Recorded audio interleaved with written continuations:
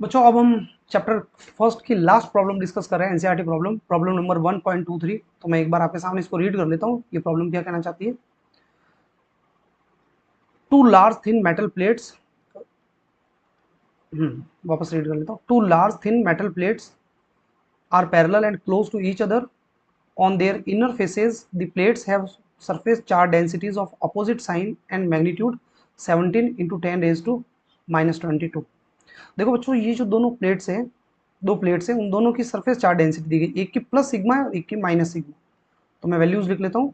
17 into 10 raised to -22 unit होता है coulomb upon metre square. Clear है बच्चों? अब ये कह रहा है what is E, electric field निकालना है। अब तीन जगह निकालना है हमें। सबसे पहले in the outer region of the first plate, first plate जो होगी उसके आउटर रीजन में फाइंड आउट करना है। फिर in the outer region of second plate और बिटवीन दी प्लेट्स। तो अब मैं इसको एक्सप्लेन कर लेता हूँ, ये क्वेश्चन क्या करना चाहता है। पहले हम एक बार दो प्लेट्स रख देते हैं। ये देखिए बच्चों, ये फर्स्ट प्लेट आ गई और ये एक सेकंड प्लेट है। ठीक है बच्चों, ये दो प्लेट्स है। अब इन दोनों प्लेट्स की जो चार्ज डेंसिटी है वो है तो इक्वल है बट अपोजिट साइन की। यानी इसकी चार्ज डेंसिटी है प्लस सिग्मा और इस प्लेट की डेंसिटी जो है वो माइनस सिग्मा। अब आपको तीन जगह निकालना। फर्स्ट क्वेश्चन कह रहा है in the outer region of the first plate. ये जो फर्स्ट प्लेट है, ये जो पहली वाली प्लेट है, प्लेट नंबर 1, इसके आउटर रीजन पे, यहाँ पे पॉइंट ए पे फाइंड आउट करना है।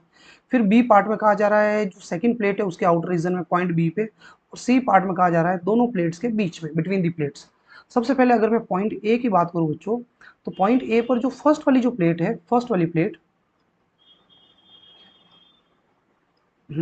ये जो फर्स्ट वाली प्लेट है, फर्स्ट वाली प्लेट, ये पॉजिटिव प्लेट है तो ये इस पॉइंट को बाहर की तरफ धक्का देगी। इसका इलेक्ट्रिक फील्ड जो होगा वो रेडियली आउटवर्ड होगा, बाहर की तरफ होगा, perpendicular to the plane of sheet outward. अच्छा, ये जो दूसरी वाली प्लेट है ये नेगेटिव है, नेगेटिव चार्ज है बच्चों। तो नेगेटिव चार्ज प्लेट जो है इसको अपनी तरफ खींचेगी। तो ये पॉइंट ए पे सेकंड वाली प्लेट का इलेक्ट्रिक फील्ड अंदर की तरफ होगा। तो एक्चुअली रिजल्टेंट इलेक्ट्रिक फील्ड क्या होगा पॉइंट ए पर, तो इस स्लाइड में समझ लेते हैं अपन।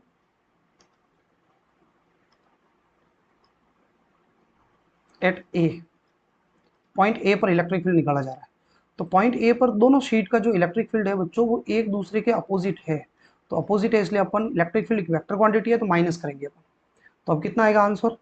तो फर्स्ट वाली जो प्लेट है उसका इलेक्ट्रिक फील्ड रखेंगे यहाँ पे, और फिर अपन सेकंड वाली प्लेट का, फर्स्ट वाली प्लेट का जो इलेक्ट्रिक फील्ड होता है बच्चों sigma upon 2 epsilon not. Second plate देखो उसकी डेंसिटी नेगेटिव थी सेकंड प्लेट की, लेकिन अपन यहाँ माइनस नहीं रखेंगे, ये ध्यान रखें आप, क्योंकि एक्चुअली वो जो नेगेटिव साइन है वो डायरेक्शन में एडजस्ट हो गया है।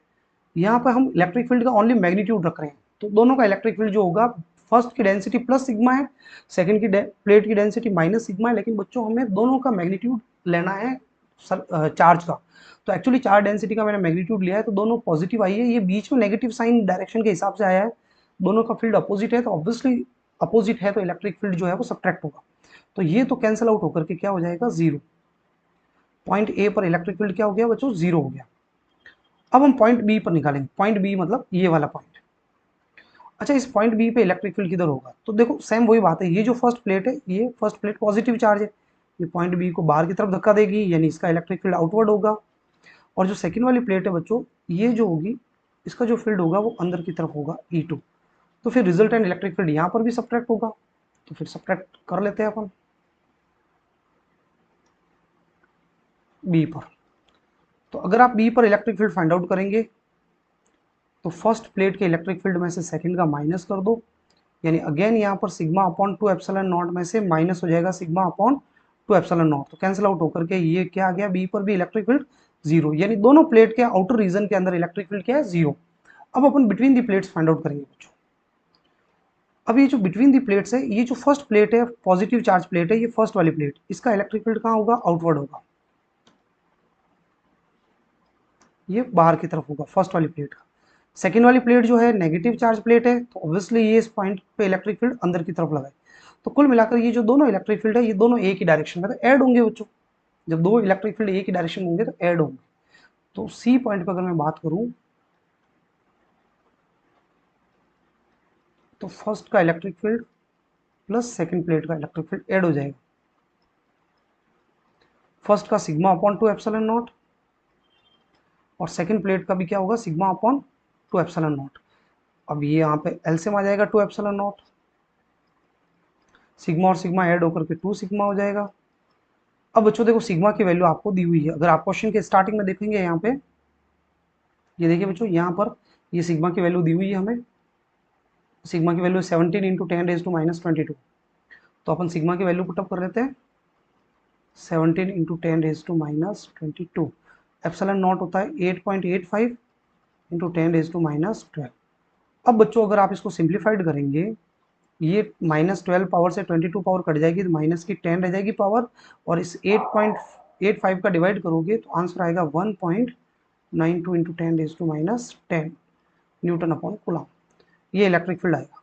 तो बच्चों ये बहुत बेसिक सी प्रॉब्लम थी, दोनों प्लेट के बाहर इलेक्ट्रिक फील्ड जीरो हो रहा है क्योंकि दोनों प्लेट जो है वो अपोजिटिवली चार्ज है।